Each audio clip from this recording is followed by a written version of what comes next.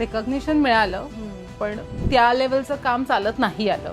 सुदैवाने मी असं म्हणते की मला एकही व्यसन नाहीये. खूप लवकर लग्न केलंय, वयाच्या खूप लहानपणी, म्हणजे एलिजिबिलिटी आली ना लग्नाची की मी लगेच लग्न केलं आहे. माझ्या डिलिव्हरीच्या आदल्या दिवशीपर्यंत नाटकात काम करत होते. क्रिटिसिझमची नाही, मला ना खूप आपल्याला जी लोक जवळची वाटतात त्यांचे खरेच चेहरे कळले. मी लोकांना दुखवत नाही, पण मी लोकांना चुकीचे सिग्नल्स देत नाही.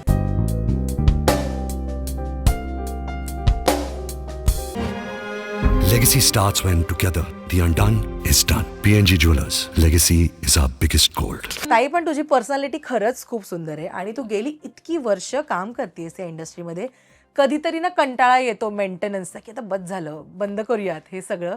बट आत्ता म्हणजे मी डायरेक्टली पछाडलेल्याचं कंपॅरिझन करते, बदल असा खूप नाही झालेला आहे. सो इट्स अ कॉम्प्लिमेंट की मेंटेनन्सला पण पैसे मेहनत सगळं लागतं यार. यू टेल मी कशी आहेस आणि कसं स्वतःला इतकं छान मेंटेन करतेस?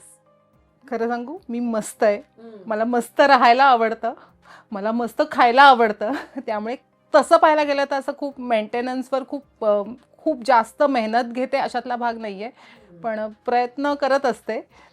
पण थँक्यू. आता तुला वाटतेय मी परफेक्ट, तर त्यासाठी thank you. But right now I am not happy with what I am, पण definitely will see me in a better version soon, that's for sure. पण तू फिटनेसकडे वगैरे खूप लक्ष देतेस आधीपासून? देते. पण आता काय झालं, जनरली मला हे सांगायला फारसं आवडत नाही, पण आता गेल्या 2 वर्षात जरा 2 सर्जरीजमधनं गेली आहे. त्यामुळे म्हणावा तेवढं, जेवढी पहिली विगरसली एक्सरसाइज योगा वगैरे होत होतं त्याच्यात आता जरा खंड पडलाय, पण तरी सुद्धा वॉकिंग वगैरे असं चालू आहे. पण करतेय प्रयत्न. आणि मी सर्जरीज झाल्या, इफ यू आर कम्फर्टेबल? अगं, मी माझ्या इन्स्टावरती एक पोस्टही केली एका फिल्मच्या दरम्यान, आपले नेहमीचे बायकी प्रॉब्लेम. आणि त्या शूटिंगच्या दरम्यानच मला खूप जास्त त्रास झाला, म्हणजे त्रास होतच होता. आणि मग I had to go through the surgery. आणि आज सर्जरी झाली आणि दुसऱ्या दिवशीपासून मी परत शूट रिझ्यूम केलं. त्यामुळे असं आफ्टर हे आराम वगैरे असंही काही झालं नाही.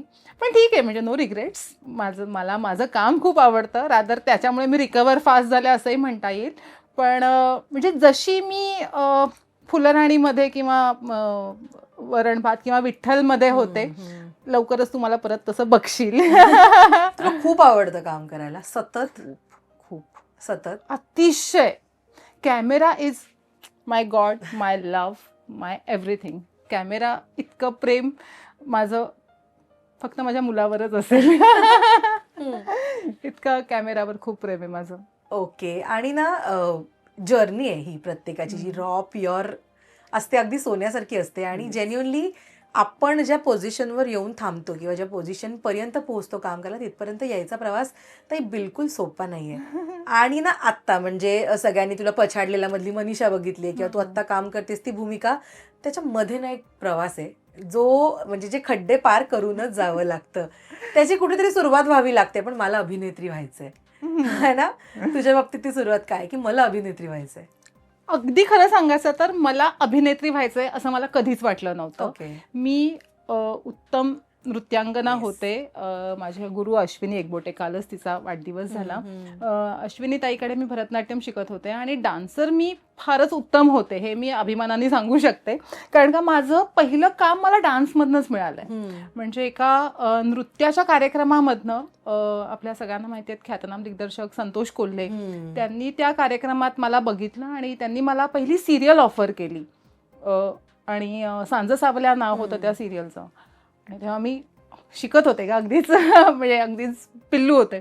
पण आणि आमचं म्हणजे मी इतकी पुण्यातल्या एका कन्झर्वेटिव्ह फॅमिलीला बिलॉंग करते. अगदी शिक्षणाचं पूर्ण महत्त्व आणि शिक्षणामध्ये करिअर करावं असं एक, आणि हे अभिनय नृत्य हे छंद म्हणून जोपासावं, अशा टिपिकल फॅमिलीमधनं मी खरं येते.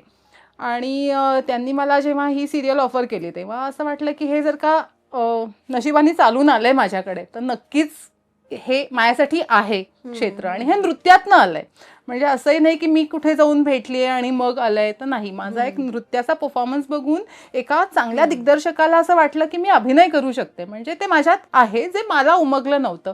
मग लेट्स गिव्ह अ ट्राय. आणि जर प्रयत्न करायचा आहे तर तो 100% करायचा आहे. आणि सगळ्यात महत्त्वाचं आणि सगळ्यात अवघड गोष्ट अशी होती की आमचं मुंबईमध्ये कोणीही नव्हतं. म्हणजे मी कामासाठी मुंबईत यायच्या आधी मी, माझ्या घरच्यांनी, माझ्या आईवडिलांनी, त्यांच्या आईवडिलांनी असं कधीच कोणीच मुंबईमध्ये पायही ठेवला नव्हता.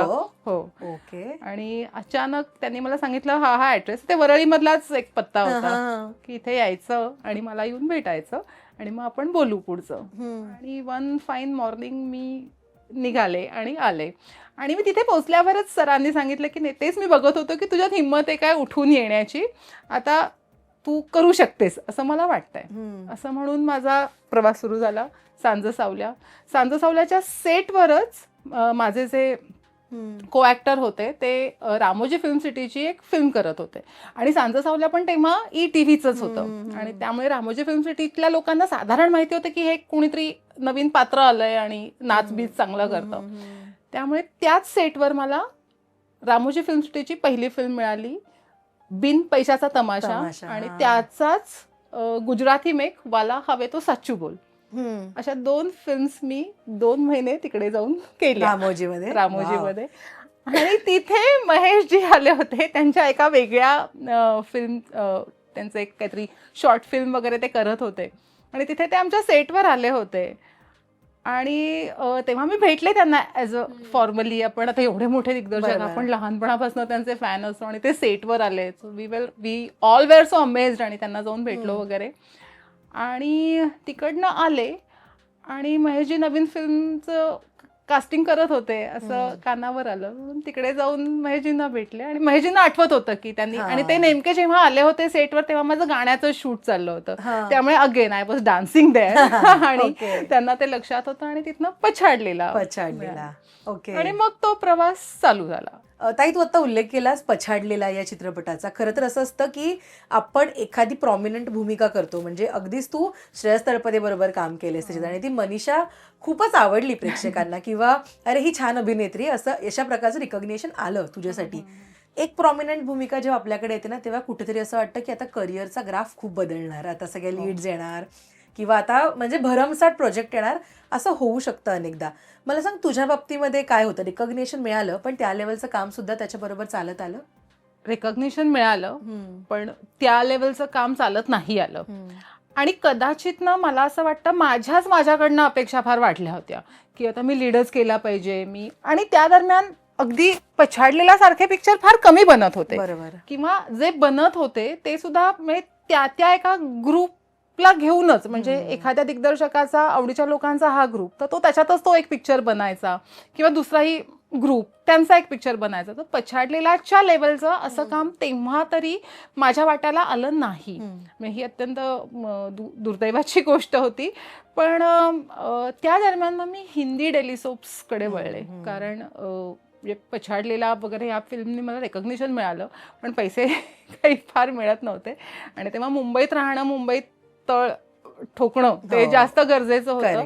आणि ती सगळी मदत मला हिंदी डेली सोप्समुळे झाली. त्याच्यानंतर कुमकुम, कालचक्र, कहाणी नाही हकीकत है, ते तारक मेहता का उलटा चष्मा, असे हिंदी डेली सोपमुळे खरं मी मुंबईत स्थायिक होऊ शकले. म्हणजे पाय रोवणं जे म्हणतात ना एखाद्या ठिकाणी, की इथे राहणं एक्सपेन्सिव्ह आहे, इथे राहणं परवडायला लागलं because of Hindi daily soap. आणि मराठी फिल्म्स त्याच्यामध्ये मी करतच होते. म्हणजे इफ यू रिमेंबर बापू विरू वाटेगावकर, त्या पिक्चरलाही प्रचंड प्रतिसाद मिळाला. तो तुझा डेब्यू म्हणतात मूवी? नाही, डेब्यू नाही. असं आहे, डेब्यू इज हाच बिन पैशाचा तमाशा इज माय डेब्यू.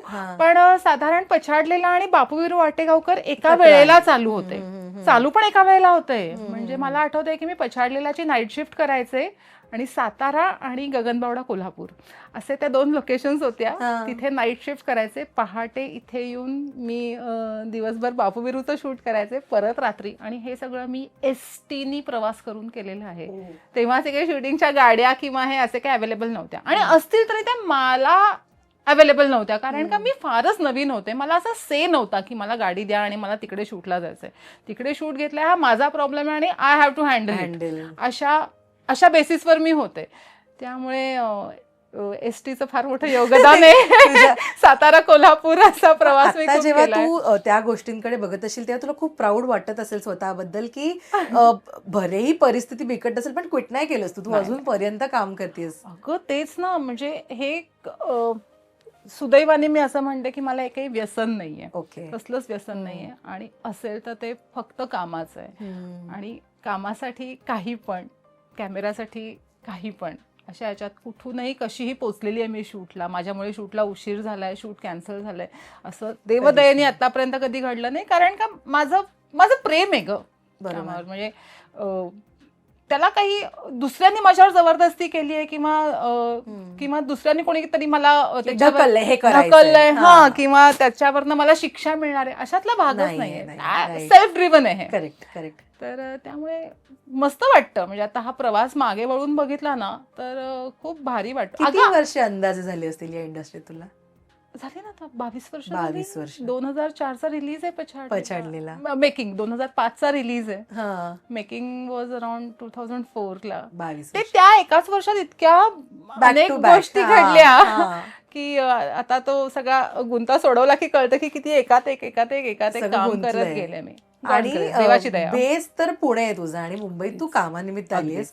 मुंबई ना म्हणजे जरा वेळ लागतो अनेकदा रुळायला. जमली तर जमली, मग याच्यासारखं सुंदर शहर नाहीये. इनिशियल डेज जरा तुला भीती वाटणारे म्हणीन किंवा जरा चाचपडणारे होते मुंबईतले? होते, कारण ना संस्कारच वेगळा शहराचा. Also speed. आणि पुण्याचं तसं म्हणलं गेलं तर निवांत लाईफ. त्यातही म्हणजे आम्ही तर अजूनच निवांत, कोथरूडकर आणि हे. पण थोडासा वेळ लागला. नंतर मी या गतीशी मॅच झालं ना की मग मुंबई सामावून घेते आपल्याला. आणि मी खरंच सांगते, मला मुंबई खूप आवडतं. मी पुण्याची लोक आता ह्याच्यावरनं मला खूप बोलतील कारण पुणे ऑफकोर्स पुणे प्रेम आहे, पुणे आवडतंच. पण काम म्हटलं ना तर काम येऊन मुंबईतच करावंसं वाटतं. आणि हे तितकंच खरं आहे की काम संपलं की ताबडतोब पुण्याला जावंसं वाटतं. असं दोन्ही शहराच्या वेगळे अट्रॅक्शन्स आहेत आणि ती दोन्ही मी एन्जॉय करते. ताई, तू सुरुवातीलाच उल्लेख केलास तू फार म्हणजे कन्झर्वेटिव्ह फॅमिली होती आणि अशा फॅमिलीतली मुलगी अभिनय क्षेत्रामध्ये येते. आता सोशल मीडियामुळे सगळं चित्र उघड आहे. कॉम्पिटिशन जे काय आहे ते सगळं समोर आहे. पण आधी ना मिसकन्सेप्शन्स जास्त असतील मे बी इंडस्ट्रीबद्दल. अशा वेळी तू घरात जेव्हा सांगतेस की मी करते हे काम किंवा मला असतील नाईट शिफ्ट किंवा मी 24 तास घराबाहेर राहील, अशा वेळी फॅमिलीचा सपोर्ट तुला कसा होता? आणि जरा त्यांना कन्व्हिन्स करावं लागलं या क्षेत्रासाठी, बिकॉज त्यांची पण काही चूक नाहीये. ऑफकोर्स कोण जे सांगतं त्याच्यावर विश्वास ठेवला जाऊ शकतो, अजून सुद्धा ते होतं. तर तू कसं कन्व्हिन्स केलंस? एक तर पहिली गोष्ट ना, आईबाबांचे संस्कार भयंकर स्ट्रॉंग आहेत. लोकांना कदाचित माहिती नसेल मी मेरिट स्टुडंट आहे. म्हणजे मी अकॅडमिकली खूप हुशार होते. त्यामुळे त्यांना ऑफकोर्स अपेक्षा असणारच की मी असं काहीतरी शैक्षणिक महत्व असलेलं काहीतरी करिअर निवडावं वगैरे. पण या सगळ्यातनं मला सगळ्यात महत्वाचा उल्लेख करावा असं वाटतं माझ्या नवऱ्याचा. कारण का मी खूप लवकर लग्न केलंय. वयाच्या खूप लहानपणी म्हणजे एलिजिबिलिटी आली ना लग्नाची की लगेच मी लग्न केलं आहे. कारण माझ्या आई वडिलांना हे टेन्शन मला फार द्यायचं नव्हतं. आणि माझा नवरा भयंकर सपोर्टिव्ह आहे माझ्या करिअरसाठी.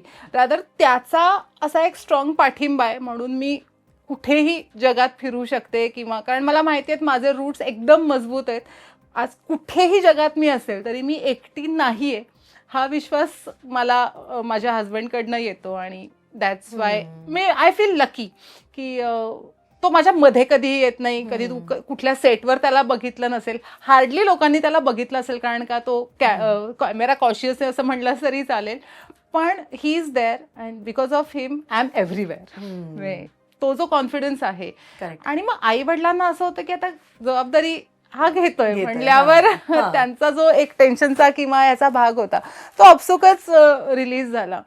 आणि प्रत्येक वेळेला, आणि मी सांगेन की मी ज्यांच्याबरोबर काम केलं ना ती लोक पण फार छान होती. दर्शना हे फार रेअर असतं की पहिल्यांदा मी जेव्हा सांज सावल्याच्या सेटवर गेले तेव्हा संतोष सरांनी माझ्या आईला व्यवस्थित फोनवर कन्व्हिन्स केलं की ती अत्यंत चांगल्या लोकांमध्ये, सुलभा देशपांडे तिथे, स्मिता ओके तिथे, भारती आचरेकर आहेत, सगळी अगदी घरगुती लोक आहेत, सगळे उशीर जरी झाला तरी सगळेजण इथेच असणार आहेत, तुम्ही अशी काळजी करू नका वगैरे वगैरे. नंतर मी जेव्हा हैदराबादला 2-2.5 महिने जे राहायचं होतं, तर एवढ्या त्या प्रवासात म्हणजे सगळी लोक इकडनं मुंबईतून निघाली आणि पुण्यात जेव्हा रेल्वे स्टेशनवर मला सोडायला माझ्या घरचे आले होते, तेव्हा त्या फिल्मचे जे डिरेक्टर होते विनय लाड, त्यांनी ट्रेनमधनं खाली उतरून माझ्या आईवडिलांना भेटून तुम्ही काळजी करू नका, तुमच्या मुलीची मी माझ्या मुलीसारखी काळजी घेईन वगैरे. हा एक कॉन्फिडन्स देणं. नाही तर आजकाल कोण ना आपण आपल्या घरच्यांचा आणि आपल्या प्रोफेशनल लोकांचा कधी डायलॉग होऊ शकतो असा हे आता आपण इमॅजिनही नाही करू शकत. पण तेव्हा ती लोक होती की जी जाणीवपूर्वक तो संवाद ठेवून होती. आणि पछाडलेल्याच्या त्या प्रीमियरला लक्षा मामांनीच माझं एवढं कौतुक केलं की किती शहाणी मुलगी आहे वगैरे. आई बाबांना आश्चर्य वाटलं त्याचं. पण लक्षा मामांनी तेव्हा खूप कौतुक केलं की फार गुणी मुलगी आहे तुमची. आणि महेशजी, लक्षा मामा अशा लोकांनी कौतुक केल्यामुळे त्यांनाही वाटलं की आपली मुलगी जे काय करते म्हणजे काम बरं करत असेल पण निदान वागायला आणि एक चांगली इमेज ठेवून आहे, त्याबद्दल त्यांना दिलासा वाटला. आणि ही किती सुंदर गोष्ट आहे ताई की आपल्या करिअरच्या सुरुवातीला म्हणजे अगदीच पहिला पिक्चर आणि इतकी दिग्गजांबरोबर काम करायला मिळतोय म्हणजे ब्लेसिंग्स पेक्षा कमी नाहीये ना हे सगळं. हे देवाचे आशीर्वाद, रंगदेवतेचे आशीर्वाद आहेत, दुसरं काही नाही. म्हणजे पछाडलेलाचा तर तुम्हाला ही सगळी कास्ट माहितीये, पण मी जेव्हा बिन पैशाचा तमाशा करायला गेले होते ना, त्यातही विजू मामा होते, अभि काका होते, किशोरीताई होती. आणि या लोकांनी इतकं प्रेमाने सांभाळलंय ना दर्शना, हे असं वाटलंच नाही की हा फिल्मचा सेट आहे वगैरे. पण 2-2.5 महिने सगळेच जण आपलं घरदार सोडून तिथे हैदराबादला, बाकी हैदराबाद विराण आहे का म्हणजे रामोजी फिल्म सिटी स्पेशली. आणि तिथे आम्ही इतकं फॅमिलीसारखं एकत्र राहिलो. आणि काही अगदी होमसिक कोणी झालं तर अगदी किशोरीताई अगदी आईसारखी तिथे हजर असायची. अभि काका तर म्हणजे तो बाबाच होता माझा. म्हणजे अभि काका जरी म्हणत असले तरी मी त्याला बाबाचं समजायचं, कारण त्याच्यानंतरही आम्ही एकत्र नाटकांचे दौरे वगैरे केले. लिटरली एक माझ्यासाठी ती एक वडिलांसारखीच ती जागा होती अभि काका. आणि मग अशा जेव्हा व्यक्ती आपल्या बरोबर असतात किंवा पहिल्याच प्रोजेक्टमध्ये इतका चांगला एक्सपिरियन्स येतो ना, तेव्हा इंडस्ट्रीबद्दलची भीती पण कुठेतरी कमी होते किंवा झाली की आपण आता इतकं फुल लेंथ तिथे काम करतोय तर वेलकमिंग असतील का लोक आपल्यासाठी किंवा सातत्य राहील का, या गोष्टी सोप्या होतात जेव्हा सुरुवातच छान होते?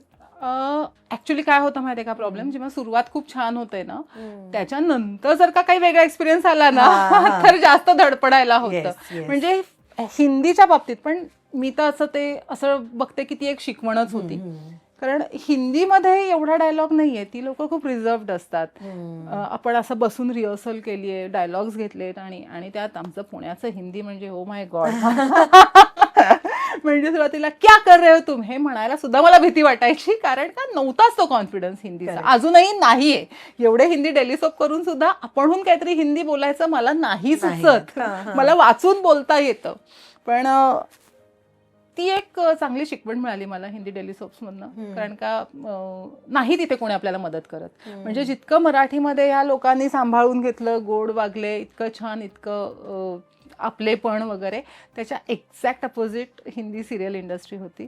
सगळे आपापले होते, आपापल्या कोपऱ्यात, आपापलं स्क्रिप्ट, आपापलं हे, आणि कॅमेरा समोर आल्यावर अचानक कैसे हो आप वगैरे अभिनय सुरू. त्यामुळे तो जो एक ऑन ऑफ वाला प्रकार आहे ना, की हे इथे कोणीही आपलं नाहीये आणि कॅमेरा ऑन झाल्यावर हा माझा नवरा आहे आणि ही माझी बहीण आहे हे मानून काम करायचं, हे ऑन ऑफचे स्विच ना हिंदी इंडस्ट्रीमुळे मिळाले असं म्हणायला हरकत नाही. म्हणजे मी हे पॉझिटिव्हली घेते की मी शिकले तिथनं. येस. पण तुला इन्सिक्युरिटीज आहेत लाईफमध्ये कसल्या? मे बी आपला विसर पडेल किंवा एका लेवल नंतर छान काम येणार नाही, अशा काही प्रकारच्या इन्सिक्युरिटीज होत्या किंवा आहेत तुझ्याकडे?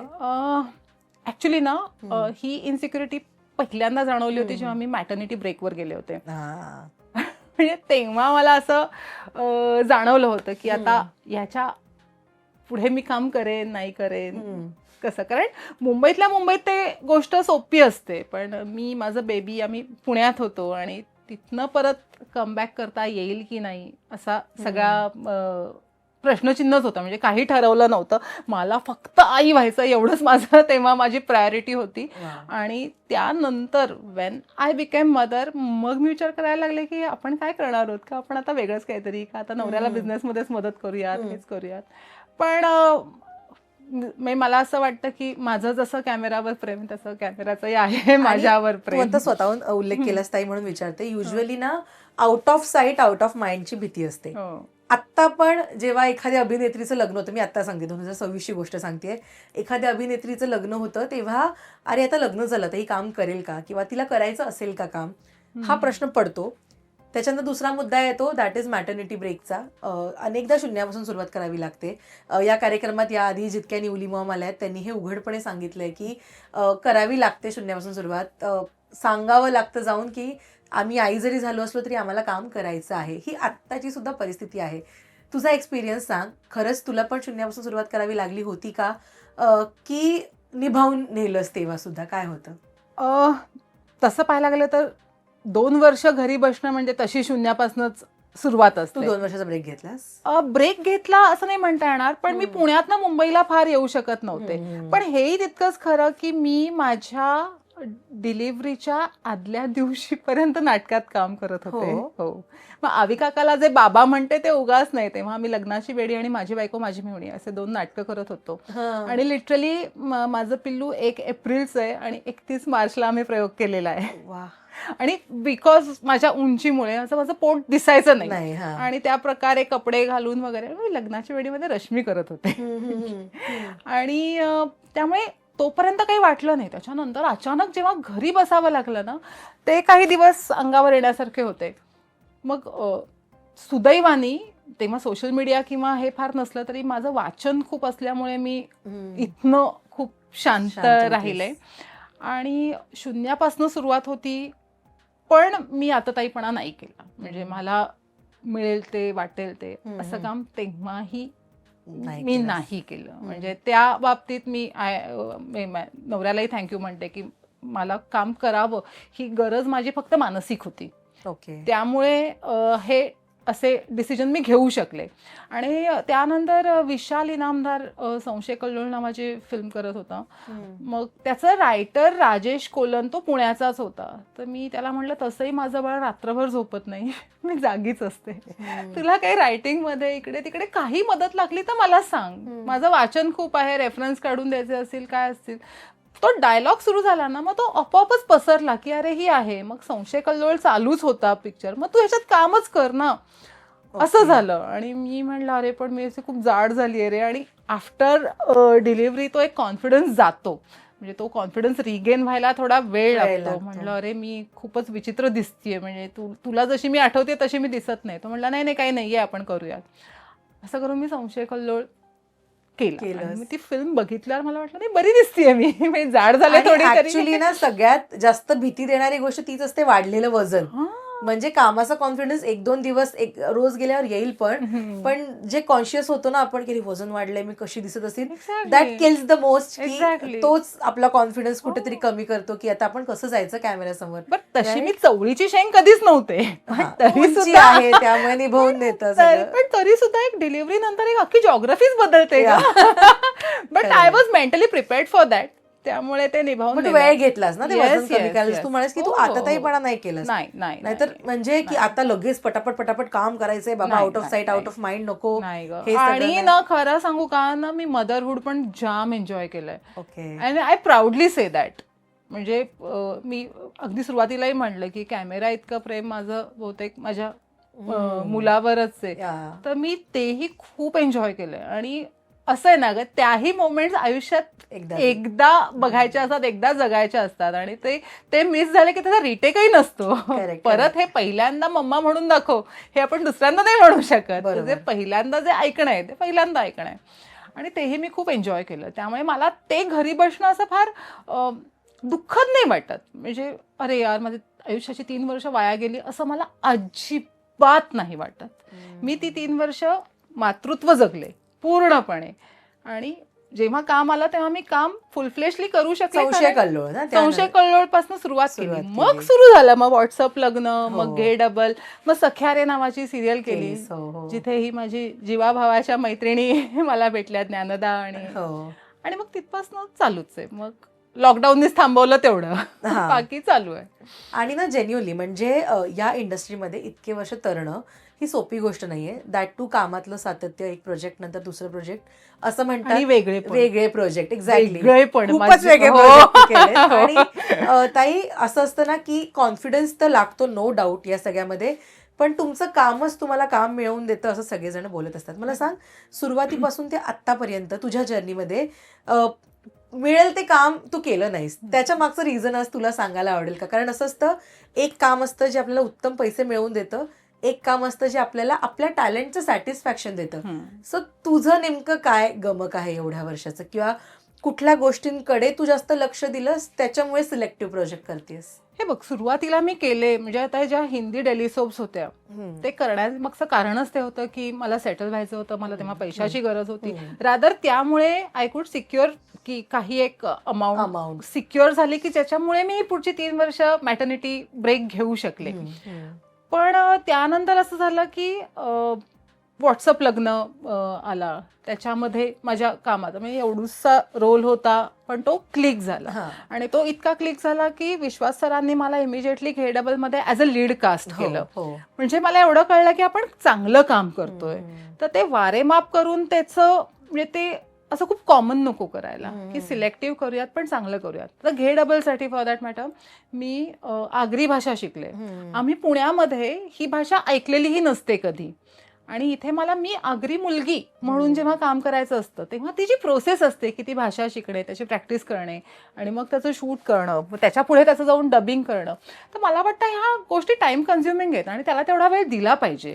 म्हणजे मी आज हे करताना की मी आलेच 2 तास तिकडे शूट करून आले आणि मग माझा डेली सोप आहे आणि 2चा आउट टाइम आहे, अशा ह्याच्यात तू त्या भूमिकेला तसा न्याय नाही देऊ शकत. Correct correct. तर त्यामुळे जेव्हा तुला एखादी भूमिका स्वतःलाच परफॉर्म करायला इतकी आवडतीये तर तुला त्याला वेळ देणं गरजेचं आहे. मग त्याच्यासाठी त्याच्या अनुषंगाने येणार आहे. म्हणजे तू फुलराणीमध्ये बघितलं असेल, मी साधारण 6 ते 7 किलो वजन कमी केलं होतं फॉर फुलराणी, कारण का मी त्या कॅरेक्टरच्या प्रेमात होते, लिटरली प्रेमात होते. की फुलराणी आपल्या सगळ्यांना माहिती आहे, पण त्या संहितेमध्ये माझा जो रोल होता, माझी जी भूमिका होती ती विश्वास सरांच्या कल्पनेतनं आलेली होती आणि ती मला करायला मिळणं, यासाठी मेहनत घेणं अनिवार्य आहे. कट टू वरण भातसाठी अलीकडे वरण भातसाठी मला वजन वाढवावं लागलं, कारण माझा हट्ट होता की मला काकीच करायचंय.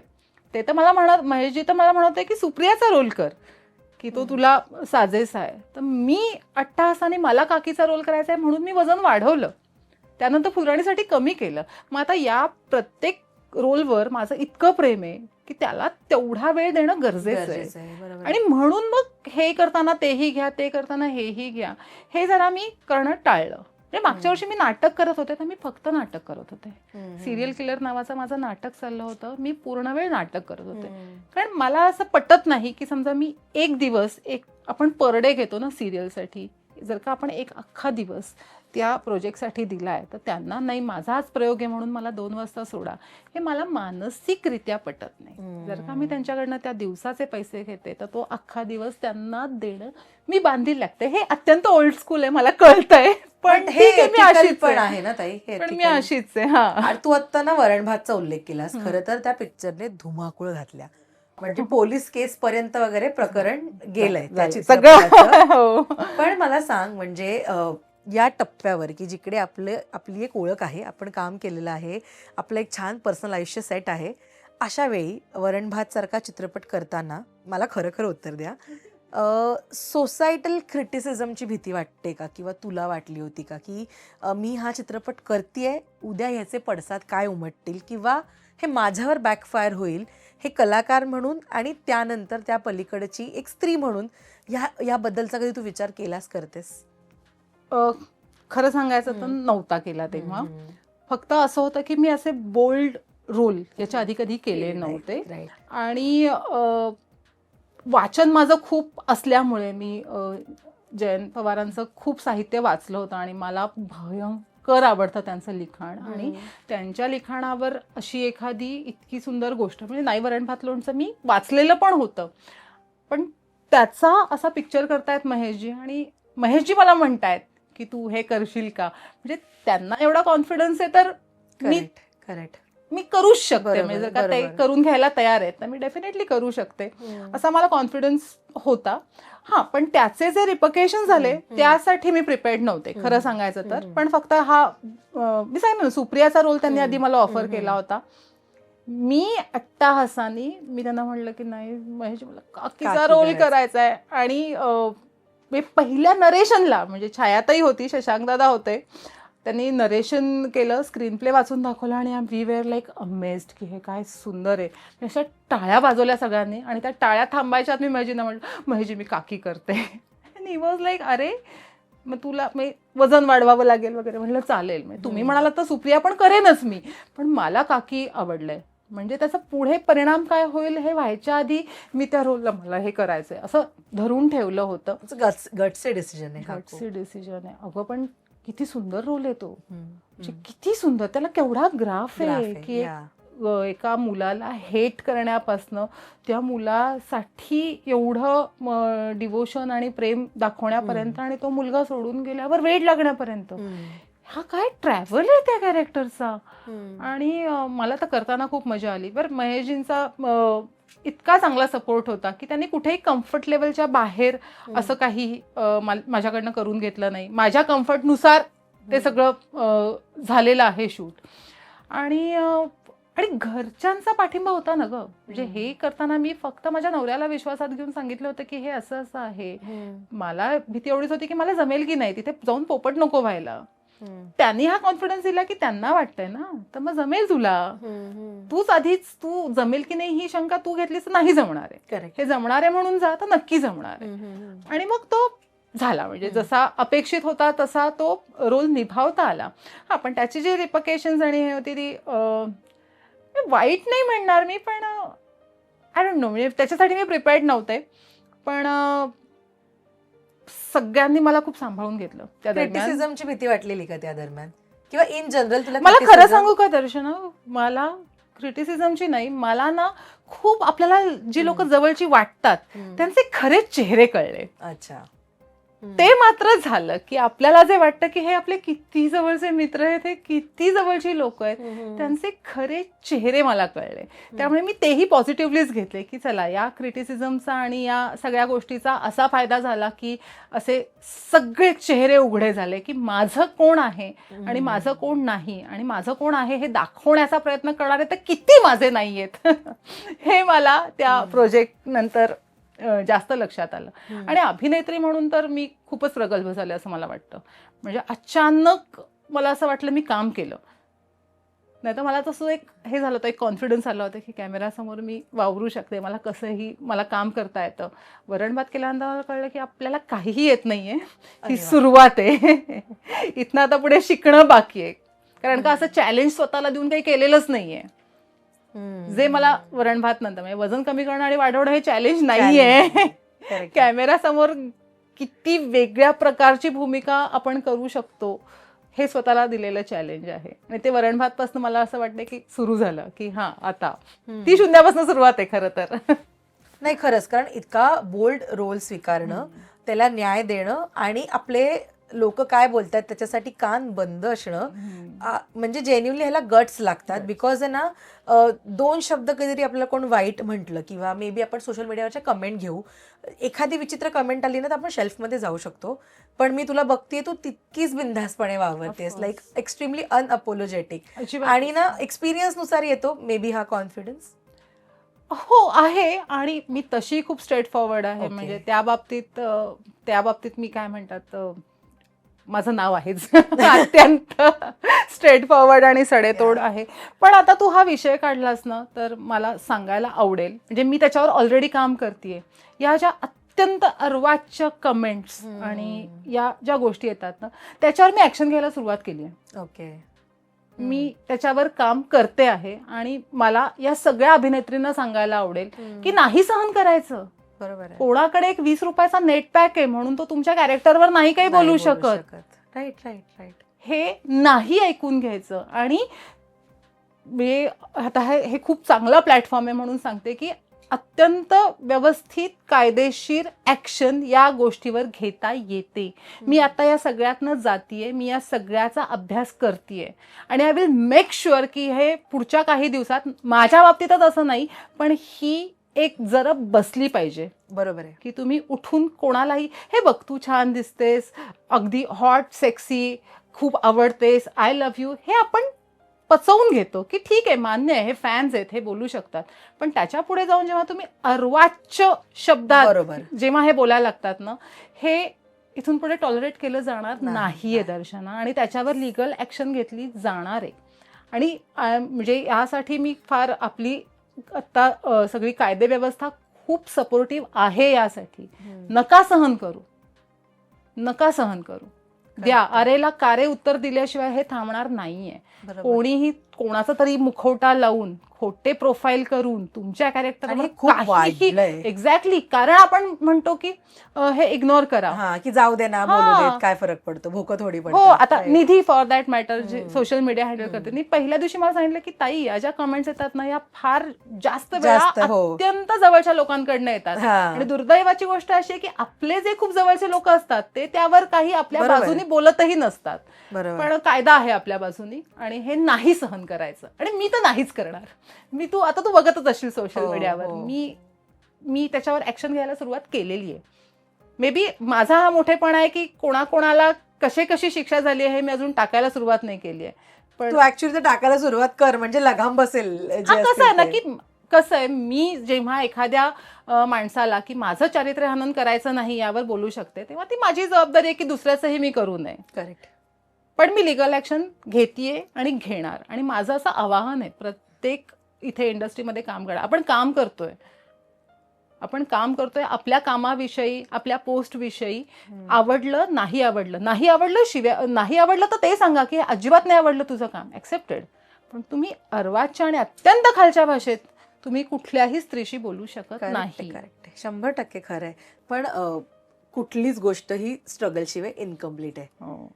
मेड बी तो चांगली भूमिका मिळवायचा, चांगले उत्तम पैसे मिळवायचा, किंवा प्रोजेक्ट मिळवायचा, किंवा डिलिव्हरी नंतर पुन्हा स्क्रीनवर यायचं. बऱ्याच प्रकारचे स्ट्रगल असू शकतो, पैशांचा असू शकतो अनेकदा.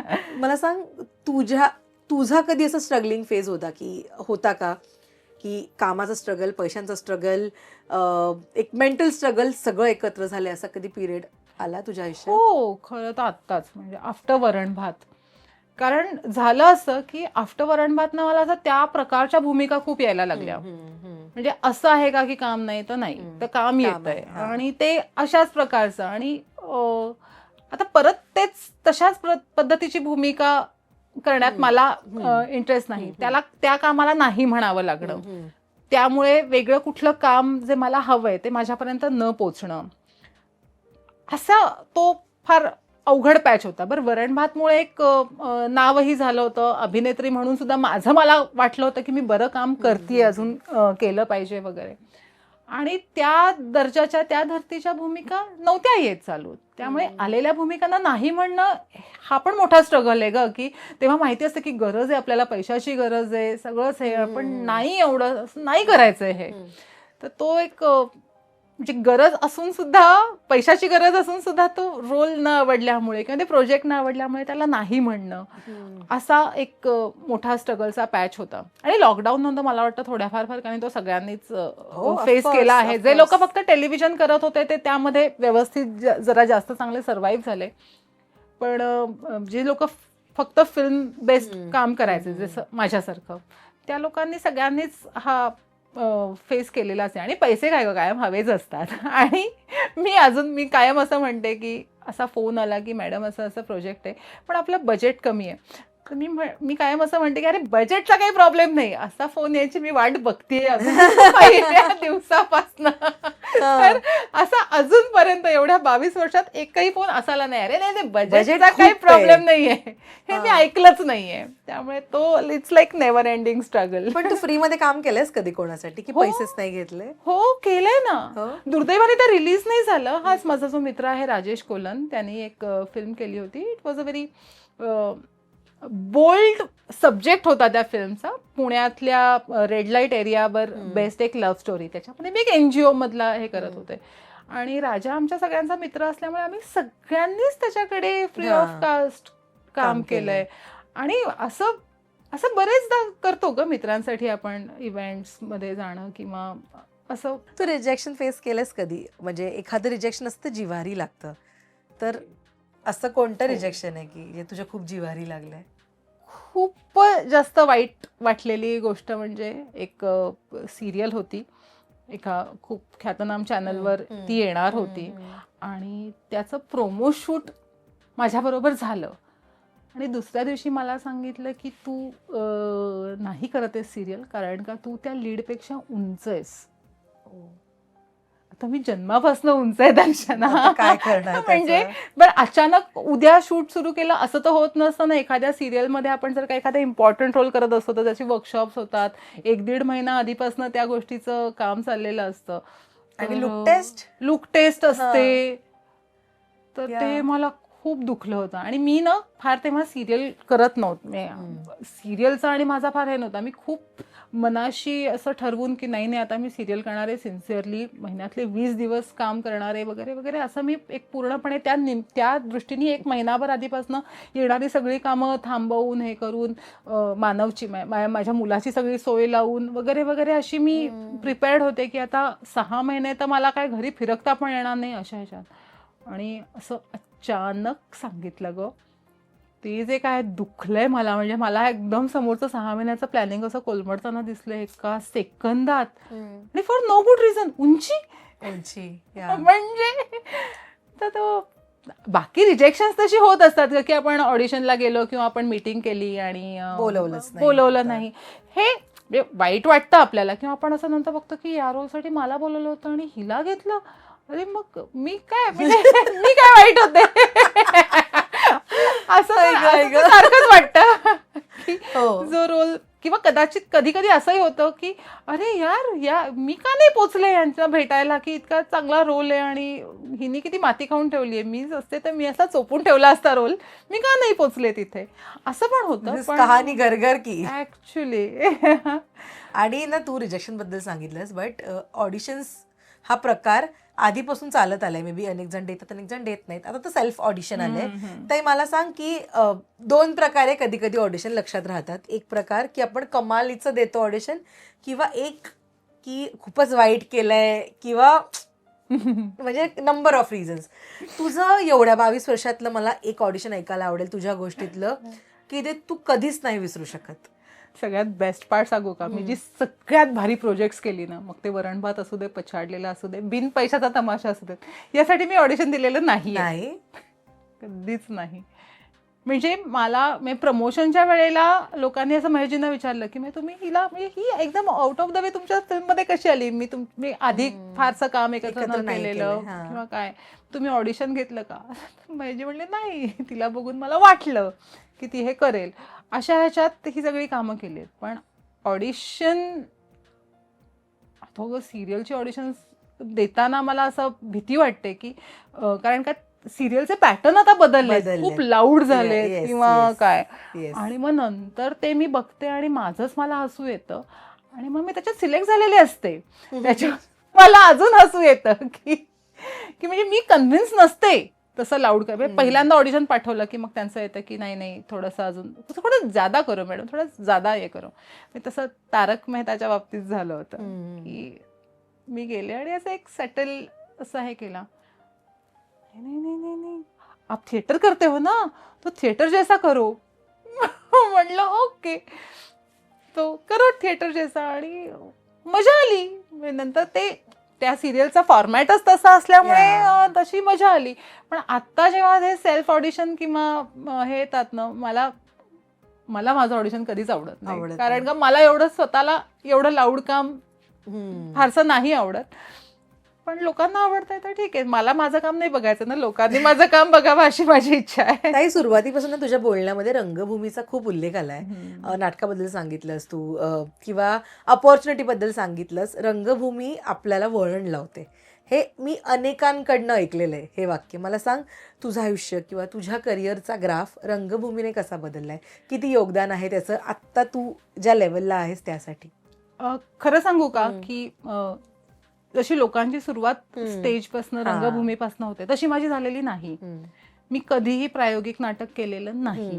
मी एकांकिका स्पर्धा म्हणजे ज्या वयात हे लोक स्पर्धा करायला करतात, लागतात हा. तेव्हा मी ऑलरेडी कमर्शियल काम करायला करत लागले होतीस, हो. होते. म्हणजे माझा जेव्हा पुरुषोत्तमला पहिल्यांदा ऑडिशन द्यायला कॉलेजमध्ये मी गेले होते तेव्हा अरे तुझा पिक्चर आलाय ना मग जा असं मला सांगण्यात आलं होतं. तू पिक्चर करतेस आणि इथे कुठे पुरुषोत्तमच्या ऑडिशनला येतेस, चल निघ असं मला पहिल्या ऑडिशन मधनं हाकलून दिलं होतं कॉलेजच्या. त्यामुळे ते माझं राहिलंच होतं. आणि जेव्हा हे लग्नाच्या बेडीमधली रश्मी किंवा माझी बायको माझी मेहुणी मधली रसिका या भूमिका मला माझ्या सिनेमातल्या ग्लॅमरस भूमिकांमधनं मिळालेल्या आहेत. ओके. त्यामुळे रंगभूमीचे संस्कार असे माझ्यावर तसे म्हणलं गेलं तर नव्हतं. पण जशी मी त्याच्यावर काम करायला लागले तेव्हा मला इतकी मजा यायला लागली. आणि अगेन सुदैवाने पहिलं नाटक माझं मी बबन प्रामाणिक, जे विजू मामा माझ्याबरोबर होते, विजू मामा, प्रसाद ओक, नीलम शिर्के, म्हणजे ही 3 विद्यापीठं होती ग काम करायला. म्हणजे मी काम करता करता एवढं शिकलीये विजू मामांकडनं. तर म्हणजे बॅकस्टेज मध्ये वागण्यापासनं ते रंगभूमी गाजवण्यापर्यंत तो माणूस ग्रेट, महान महान म्हणजे दुसरा शब्दच नाही. त्यामुळे हे शिकायला इतकं मिळालं या लोकांकडनं. नीलमची तर मी डायहार्ट फॅन होते. म्हणजे इव्हन पछाडलेल्याच्या वेळेला माझं काम नसेल तरी मी तिचा सीन बघत बसायचे, कारण का ती तेव्हा एकदम सिरियल क्वीन होती आणि मी तिच्याकडे बघतच बसायचे. म्हणजे पहिल्यांदा मी जेव्हा पछाडलेल्याच्या शूटला तिच्याबरोबर गेले होते मी अख्खा वेळ तिच्याकडे बघत होते की अरे ही कशी पाणी पिते, ही कशी खाते. मी इतकी डायहार्ट फॅन होते नीलमची, अजूनही आहे. तर त्यामुळे रंगभूमीनी मला खूप जास्त छान शिक्षण दिलं वागण्याचं, अभिनयाचं, सगळ्यांना एकत्र घेऊन काम करण्याचं. म्हणजे हे जे विजू मामा, अभि काका, अविनाश खर्शीकर, ह्या लोकांनी ना कधी ही नवीन आहे, हिने कधी प्रायोगिक केलं नाही, हिला स्टेजवर कधी उभं राहता आलं नाही असं कधी नाही. त्यांनी हाताला धरून मला उभं केलं आणि माझ्याकडनं करून घेतलं. ते एवढे प्रयोग, दौरे आणि मस्त मस्त देशात परदेशात प्रयोग करून आलो आम्ही. आणि आत्ता ते सिरियल किलर. तर तेव्हाही माझं ठरलं होतं की आता जर का मी नाटक करते तर मी फक्त नाटक करते, हे करून मग नाटकाला जायचं, ते करून मग नाटकाला जायचं असं नाही. जेव्हा नाटक करायचं हीच मुळात ऍक्च्युली शिस्त रंगभूमीची आहे. करेक्ट. डेडिकेशन. एकत्र बोललो आपण, कमाल. डेडिकेशन, पूर्णपणे समर्पण रंगभूमीसाठी. तर ते रंगभूमीने दिलं. तू आता रंगभूमीचा उल्लेख केलास. खरं तर फक्त रंगभूमी करणं, 1 वर्ष तू सिरियल किलर करत होतीस, हा तुझा डिसिजन आहे. अनेक डिसिजन्स आपल्याला घ्यावे लागतात वयाच्या टप्प्यावर, करिअरच्या टप्प्यावर. त्याच्यातले ना काही डिसिजन हे प्रोफेशनली करेक्ट असतात पण ते अनेकदा इमोशनली करेक्ट नसतात किंवा वाईज वर्सा. असा कोणता डिसिजन तुझ्या गोष्टीतला तुला सांगायला आवडेल की जो प्रोफेशनली करेक्ट होता बट इमोशनली नव्हता? खरं सांगायचं तर सिरियल करणे जी गरज आहे आता, कारण का टेलिव्हिजनला आता जो सगळा एक लाईमलाईट मिळतोय. तर मला पर्सनली डेली सोप मी करेन असा फारसा, म्हणजे माझी आवड असं नाही म्हणणार मी, पण कधी फिल्म आली तर माझं पहिलं पाऊल पिक्चरकडे जातं. पण डेली सोप आजकालची गरज आहे, काळाची गरज आहे. आपण बघतोय की सगळेजण उतरतायत त्यामध्ये. त्यामुळे हा जो एक प्रोफेशनल डिसिजन आहे की डेली सोप करणं, तो प्रोफेशनली मला वाटतं योग्य आहे की आता तेच एक क्षेत्र आपण का काम त्यातही काम केलंच पाहिजे. पण इमोशनली माझा एवढा सिनेमाकडेच असू शकतं ना. Cinema very much blunt to say this की आहे बाबा माझं. म्हणजे आता बघ ना, बरेचदा लोक असंही म्हणतात की थिएटर इज माय, म्हणजे माझं सगळ्यात प्रेम किंवा आहे. तर ऑफकोर्स थिएटरची जागा फार वेगळी आहे, जी अत्यंत स्पेशल आहे. पण तरी सुद्धा प्रेम म्हणलं तर सिनेमाच आहे अगं माझ्यासाठी. Cinema is love, cinema is life.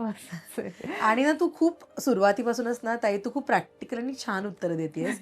आणि ना असं होतं की ही तू आहेस कॅमेरासमोर किंवा मालिके चित्रपटात प्रेक्षकांनी तुला बघितलं ही तू आहेस, पण जेव्हा कॅमेरा बंद असतो तेव्हा तू रिअल कशी आहेस? मी ना खूप साधी आहे, खूपच साधी आहे. म्हणजे आता हे तू ज्ञानदा किंवा माझा मुलगा किंवा असं बघशील, मी शो ऑफमध्ये जाणारी नाही आहे.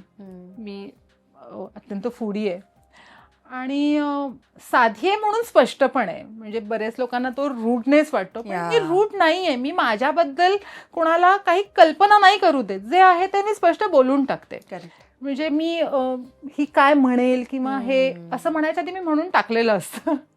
म्हणजे मी काही संदिग्धता ठेवत नाही माझ्या बाबतीत. आणि मला असं वाटतं की तोच माझ्या पर्सनॅलिटीतला सगळ्यात पॉझिटिव्ह पार्ट आहे की नथिंग इज हिडन. मी खूप स्पष्ट आहे आणि मला आवडतं तसंच. आणि मी ऐकूनही घेते की जर का मला कोणी सांगितलं की हे अश्विनी तुझं चुकलंय, तर मी त्याच्यावर विचार नक्की करते. चल माझं चुकलंच नाही अशा ह्याच्यात जात नाही. मग मी विचार करून की हो बहुतेक माझं चुकलंय किंवा नाही ग माझं बरोबर आहे, हे मी एक्सेप्ट पण करते. जितकी मी स्पष्ट बोलते तितकं मी स्पष्टता एक्सेप्ट पण करते. तर इतकी साधी, मी खूप घरेलू आहे. मला जर का लवकर पॅकअप झालं तर घरी जाऊन झोपायला आवडतं. सुट्टीच्या दिवशी उशिरा उठायला आवडतं. स्वयंपाक करायला प्रचंड आवडतो. म्हणजे स्वयंपाक करायला पेक्षा खाऊ घालायला जास्त आवडतं. जर का एखाद्या व्यक्तीला एखादी गोष्ट आवडते तर पर्टिक्युलरली त्या व्यक्तीसाठी ती बनवणं हा एक माझा आवडीचा भाग आहे. वाचायला प्रचंड आवडतं. छान आळशी आहे मी. स्पष्ट वक्तेपणाचा कधी तुला हे झालाय, अंगाशी आलाय स्पष्ट वक्तेपणा? खूपदा आलाय ग. पण मला वाटतं बरं आहे, चुकीचे मेसेज जाण्यापेक्षा ते क्लिअर असणं. कारण ना मी इथे मुंबईत आले तेव्हा मी एकटी मुलगी पुण्याहून आलेली. आणि यु नो हाऊ इंडस्ट्रीज किंवा इंडस्ट्रीचं एक परसेप्शन असतं की असं वागलं जातं, असं हे आहे. आणि मग लोकांचे मागे बोललं जातं आणि हिडन मेसेजेस आणि जे असतात अगं, म्हणजे आपल्याला जाणवतात की आपल्याला कळतं की हा मेसेज दिसतोय तेवढा सरळ नाहीये. तर मग तो तिथल्या तिथे की बॉस नाही हे क्लिअर करण्याची गरज असते. आणि मग टाटा बाय बाय त्या प्रोजेक्टला. म्हणजे असं नुकसान होतं नाही असं नाही, पण ते प्रोजेक्ट करून त्याची डोकेदुखी, मग हे परत या माणसाला हँडल करा आणि मग या सगळ्या सिच्युएशन हँडल करा पेक्षा बोलून आय एम नॉट मी नाहीये. हे एवढं इतकं क्लिअर असणं मला कधीही जास्त सुटेबल वाटतं. कामं गेलीयत, खूप कामं गेलीयत. मी लोकांना दुखवत नाही, पण मी लोकांना चुकीचे सिग्नल्स देत नाही किंवा होला हो पण नाही करत. आणि मग कारण का तू त्या संदिग्धतेत तू नीट काम करू शकत नाहीस. मग जर का आपण काम करण्यासाठी या गोष्टी करतोय आणि तेच जर का नीट करता येत नसेल तर मग कशाला. करेक्ट. त्यापेक्षा clarity is the best solution असं मला वाटतं. मला खूप आवडतं. आणि या सगळ्या गोष्टी ना, म्हणजे आपण जसं वावरतो किंवा जे विचार कॅरी करतो ना, त्या सगळ्या गोष्टी आपल्या मेंटल हेल्थशी खूप रिलेटेड असतात. की तुम्ही काय नियम घातलेत किंवा तुम्ही काय कसं डील करता यावर ठरतं तुमची मेंटल पीस तुमचा किती आहे किंवा मेंटल हेल्थ किती प्रायोरिटाईज तुम्ही करता. इतक्या वर्षात मला सांग, आता सिन्स 22 वर्ष झाली आहेत, लग्न झालं, तू आई झालीस, पुन्हा एकदा कामाकडे वळलीस, पुन्हा एकदा तू आता मालिका करतेस. या सगळ्यात तू किती तुझ्या मेंटल हेल्थकडे लक्ष देत आली आहेस किंवा किती प्रायोरिटीवर ठेवत आली आहेस तू आत्तापर्यंत? नाही गो, नाही. फक्त एक आहे, जिथे मी कम्फर्टेबल नसते ना ते मी सोडून देते.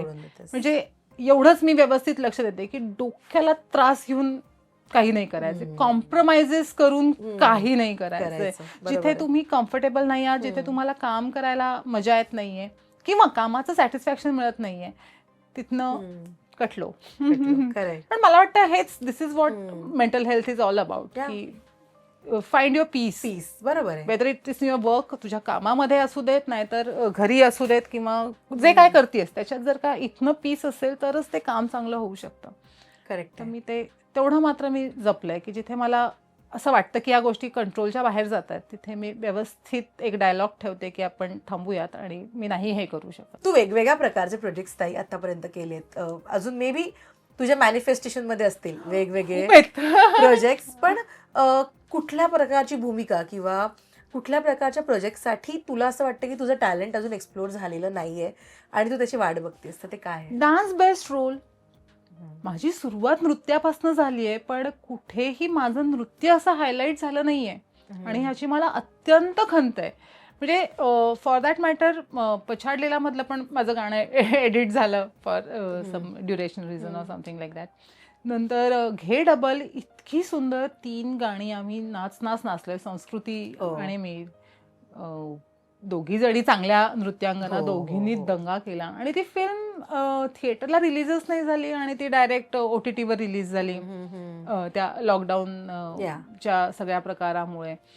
तर ऑफकोर्स ते मला अजूनही ती खंत आहे की ज्या भूमिकेमध्ये नृत्य ही एक मोठी प्रायोरिटी असेल असा रोल माझा करणं बाकी आहे. आणि माझी प्रार्थना आहे रंगदेवतेकडे की प्लीज पाठव तो रोल माझ्याकडे. आता सिरियल किलरला सुद्धा मी असं दिग्दर्शकांना प्लीज थोडासा तरी नाच करते, मी थोडा तरी डान्स करते, तर ते करू दिला. म्हणजे तो कसा केला की तो कॉमेडी हे झाला, ठीक आहे म्हणजे व्हॉट एव्हर, पण डान्सला इक्वल महत्व असलेलं एक सुंदर पात्र साकारणं अजून बाकी आहे. Waiting for that.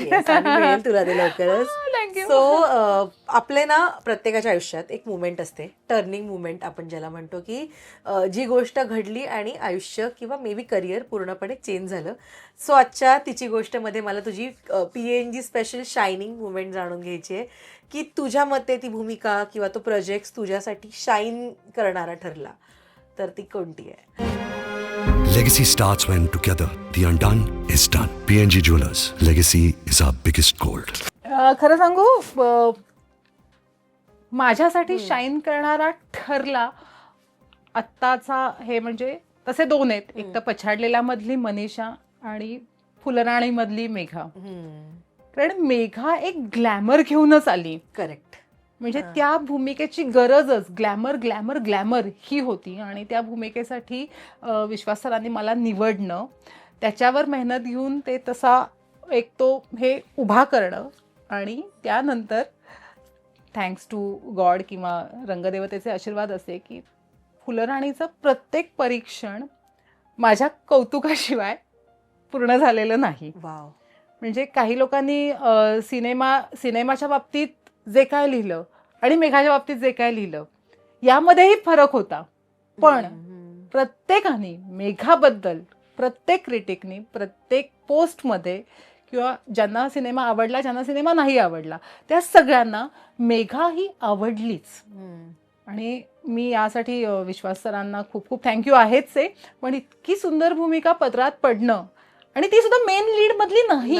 म्हणजे लीड आपली प्रिया आहे आणि सुबोध लीड आहेत आणि ही एक साईडची भूमिका असून त्या भूमिकेला रसिकांचं एवढं प्रेम मिळालं, ती खरंच म्हणजे कुठलीही भूमिका दुय्यम नसते. हे मेघा हे त्याचं उत्तम उदाहरण आहे. क्या बात. आणि खरंच जेन्युअनली ताई मला खूप मस्त वाटलं तुझ्याशी गप्पा मारून. आज खूप गोष्टी असतात ज्या आपण कळत नकळतपणे करत असतो, पण जेव्हा असे इंटरव्ह्यू होतात ना तेव्हा त्याला एक उजाळा मिळतो. आणि पछाडलेला तर खूप वर्षापूर्वी बघितला होता आणि मी कधी एक्सपेक्ट नव्हतं केलं की अशा प्रकारचं हार्ट टू हार्ट कॉन्व्हर्सेशन होईल. Thank you so much. तू इथे आलीस, इतक्या छान गप्पा मारल्या आणि तुझी गोष्ट प्रेक्षकांसमोर उलगडलीस.